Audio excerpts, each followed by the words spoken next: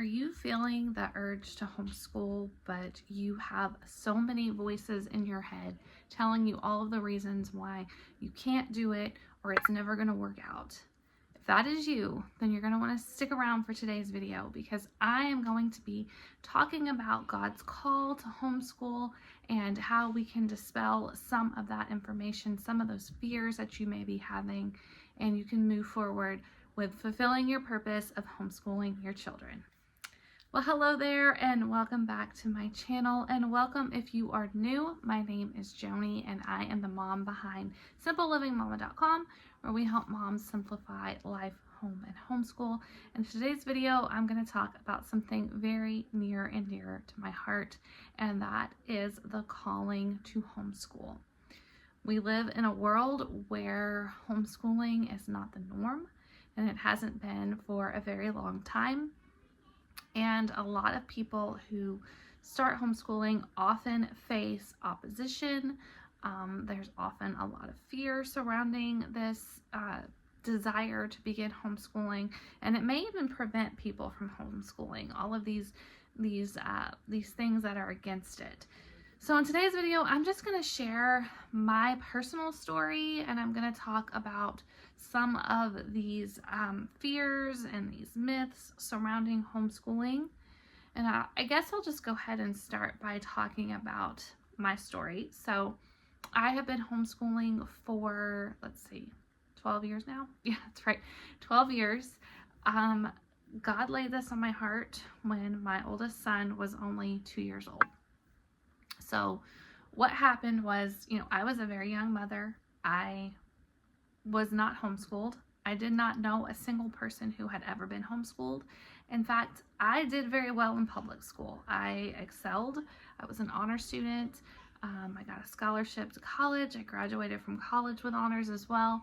I was like a public school success story, I guess you could say, in a lot of different ways. So, me deciding to homeschool kind of came out of left field to other people who knew me in my life.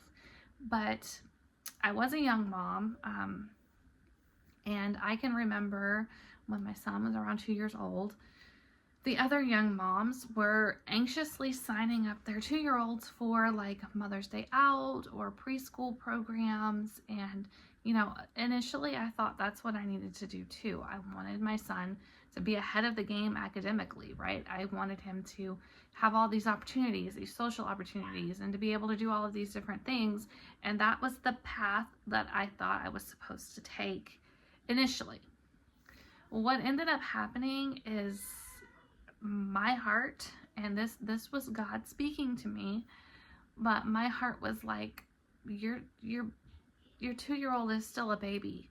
Why are you trying so hard to sign him up and to push him away into the arms of strangers, to send him somewhere to be socialized at 2 years old? And that's where it started for me. I had this desire inside of me to keep my son at home with me. I felt like that's where he belonged. He didn't belong in a preschool with strangers. So the seed was planted with that, and I did not send him to a Mother's Day Out program. I did not send him to a preschool, and it just grew from there. I ended up trying to do some research about doing preschool at home, and then I ended up learning about the Charlotte Mason method of homeschooling, and my world shifted, and I said, I am homeschooling my kids. Now, just because I was successful in public school academically does not mean that I necessarily had the best experience. I dealt with a lot of different things in both my public school setting as well as in college even. There were a lot of incidents that happened, a lot of things that I was exposed to that I should not have been exposed to at a young age, a lot of dealing with even teachers being inappropriate in a lot of different ways. There was a lot of things going on behind the scenes that as a kid I thought this is normal. as an adult, looking back on it all, especially when I became a mother and I had my own children, looking back on it all, and I was like, this is not what I want for my kids. I can do better than this. I can do better than what the school can. So that's where it started for me. I knew God was telling me to homeschool. At the time, I didn't know exactly why. I did not know the path that our lives would take. At the time when I started homeschooling, my husband was not active duty military. I had no idea that that was even going to happen at that time, and it did, and we have moved numerous times since then, which is yay for homeschooling, because I was able to keep all of my kids' education consistent throughout that process, rather than starting and stopping at various schools throughout the years. I had obviously had no idea COVID was going to happen. And I had no idea how much more upside down and backwards the world was going to get, because, you know, I can look back at my own experiences in school, and I can look at what I am seeing, I can see that is happening right now in schools, and, you know, what other educators are telling me and things like that. And I'm just glad I don't have to deal with it, honestly. To be completely blunt, I am glad that I don't have to deal with a lot of things that are going on in the public schools, and that my kids don't have to deal with those things. So I am very thankful that God told me in his own way that I needed to homeschool my kids. And if you are feeling that urge inside of you to get your kids out of the school system and to homeschool them, maybe you need to listen.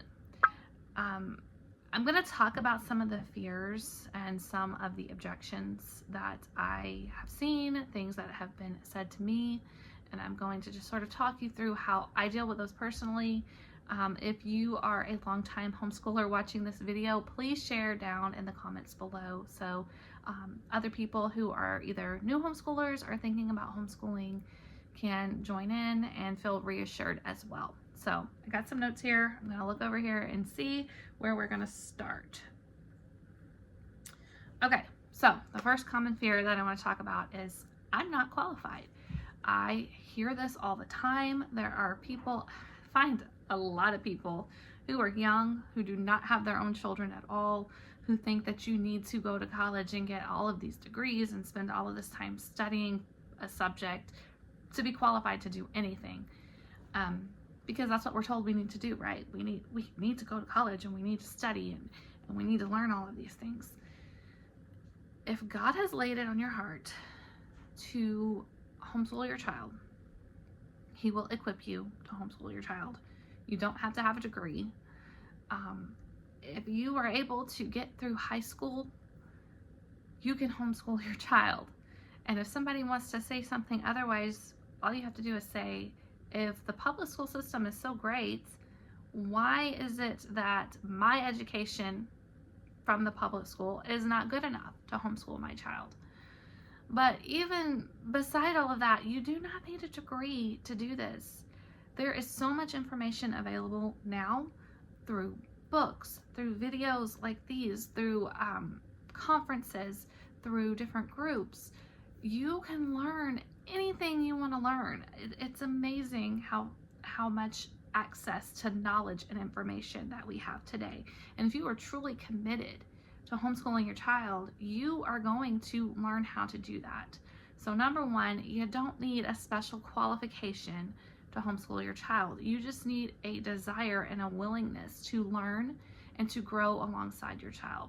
Another thing is, you have the ability to outsource some things. So if you aren't comfortable teaching a subject, and for me, this happens with my kids as they get older, there are a lot of resources available that they can use to learn subjects that you may not be comfortable teaching. So math, for instance, I'm not comfortable teaching high school math, so we use online math courses.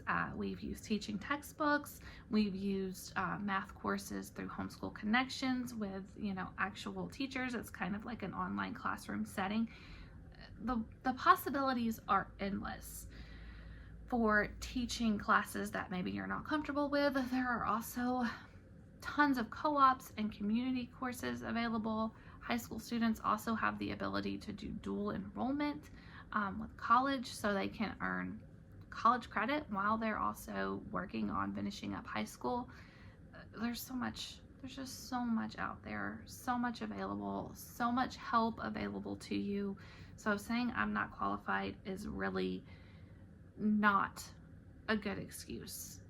If you are called to do this, you will be equipped to do this. Okay. Socialization. Let's talk about socialization, because this is another big one.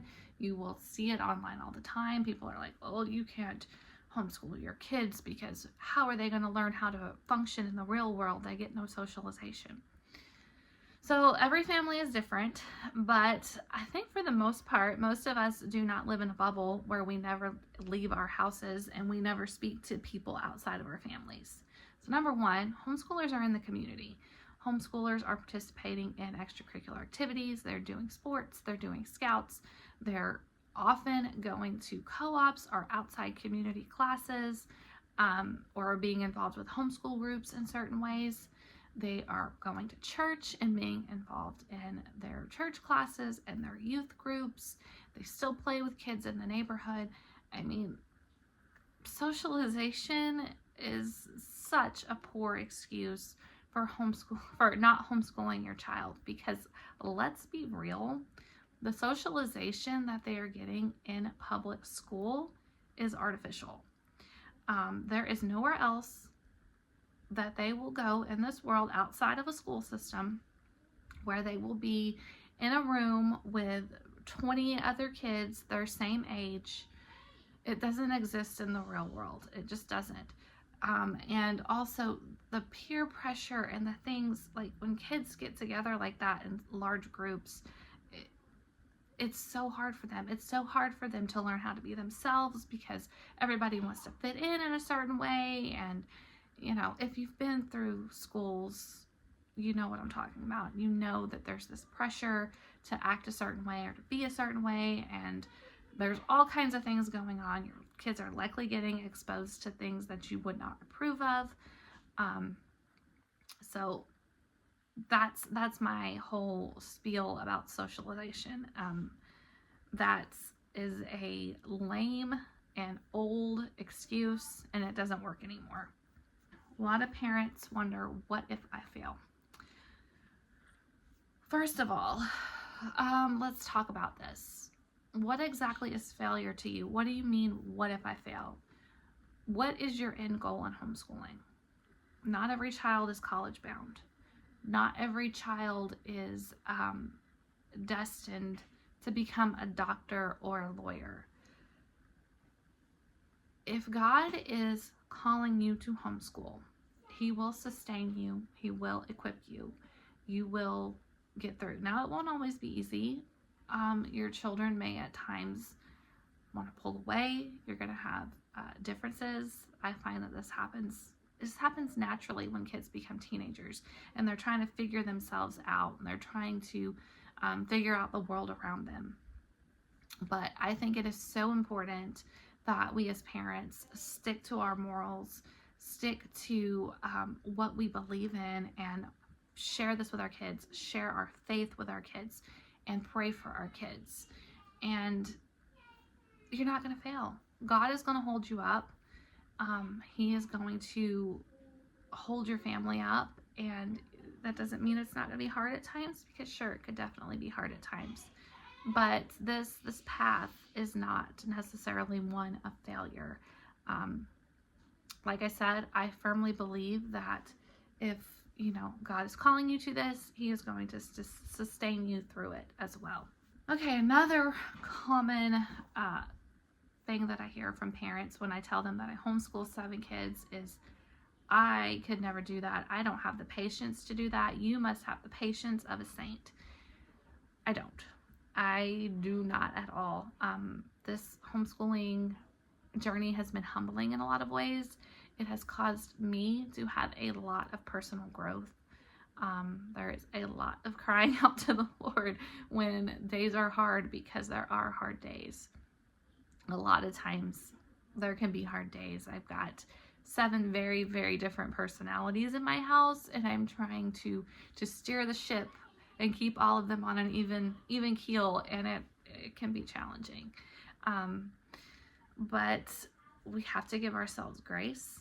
We have to learn self-control. Sometimes if things are going really off the rails and I am feeling that I just can't handle it, my patience has worn thin, there are certain times of the month where my patience is almost zero.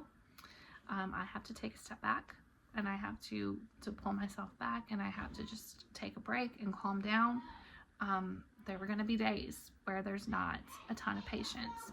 But when you are determined to do something, and you're determined to see it through and to see it done correctly, you're going to stick with it. You're going to push through. You're going to persevere.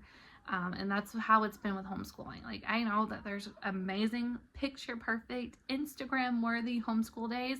And there are homeschool days where all I want to do is stay in my bed and eat some chocolate and read my books and not talk to anybody.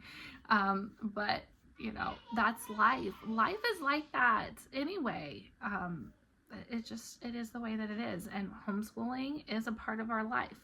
So if you don't have the patience, maybe you need to self-reflect a little bit and try to grow in that virtue, and realize that there are going to be some days where your patience is not as high as it may be on some other days, and that's okay too. Just take a step back, take a breath, pray, and then move on with your day. Okay, the last one I want to talk about is a pretty big one, because this is a comment that I get regularly. I think I see it all the time. We can't afford to homeschool, and this is a true concern, so I understand. On paper, we can't afford to homeschool either. I mean, it's not easy to live on one income in today's world. The world is not set up for that. And especially right now, I'm making this video in September 2025. My family has been pretty much one income family. I have always had a bit of a part-time income coming in from the work that I do online. But I will say it has declined drastically over the last year or so. All the while, prices for things have gone up dramatically. So it has not been easy for us by any stretch of the imagination, especially I would say the last year or so. It has been even more difficult. This requires having a lot of faith. It requires having a lot of prayer. It requires working hard, continuing to work hard, continuing to try to bring in that extra income that we need to have to keep putting food on the table, quite literally, because that is, for us, one of our largest expenses is just groceries. Feeding 9 people in this economy is crazy. It is absolutely crazy. But that also requires me to get creative, to try to figure out how to save money wherever I can. We've always lived pretty simply, but sometimes that means simplifying even more, cutting some expenses, not, going on fancy vacations very often, not having subscriptions to things. Like, I can't even tell you the last time that we went to the movies. It would cost almost $200 for us to take our family to the movies. That's just not something that we can do right now. And those are sacrifices that we have to make and things that we have to choose personally. If you feel like you are called to homeschool, you may have to take a hard look at some of the things that you are spending your money on, and you have to decide, is me homeschooling my children worth not going to the movies every couple of weeks with the kids, or not going on fancy vacations?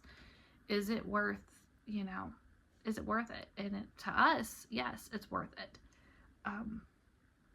Money is something that can always come back around. And I do firmly believe that. I believe that sometimes certain financial situations are temporary and they can be improved over time, and by just working hard and making adjustments where they need to be made. That being said, I understand sometimes, more than one income is definitely needed, and mothers can figure out how to bring in extra income. There are plenty of people out there who homeschool and work part-time jobs, either in the evenings or in the early mornings. A lot of moms are nurses, so they can work their night shift while still homeschooling the kids. I mean, there are different ways to make it work. You just have to figure out what's going to work for your family and then go for it and keep working hard at whatever it is that you've decided to do while still homeschooling the kids. And that is something that my husband and I both agreed on. Before we got married, we talked about me being a stay-at-home mom, but as time has gone by and we decided to homeschool and all of these different things, like, this is the path that we've chosen. We want to live this traditional lifestyle, understanding that sometimes situations change and we have to adapt and try to figure out how we're going to overcome certain obstacles, or how we're going to overcome income dips, like what we've been having to do for the past year, just personally. I understand it's a real concern, and I understand that it's definitely takes some faith and prayer and hard work to overcome that concern. I also want to point out that God is a faithful God, and He provides what we need. Even in times like I've mentioned before, I think I have a video on how we homeschool our kids on one income. There have been times where I have thought, we're not going to make it, but God makes a way every single time. He is faithful and He makes a way. So if you're being called to homeschool, don't let that be something that just completely shuts you down from doing this, because this is the work of your life. Homeschooling your children will be one of the most paramount things that you ever do in your life. I believe that we need to treat homeschooling like it's a profession in so many ways, and that even though we're not going to be paid physically for homeschooling, God is going to provide for us, and the impact that we can make on our children, and then that impact that we make on our children is going to spread. So this work, it goes so much deeper than money.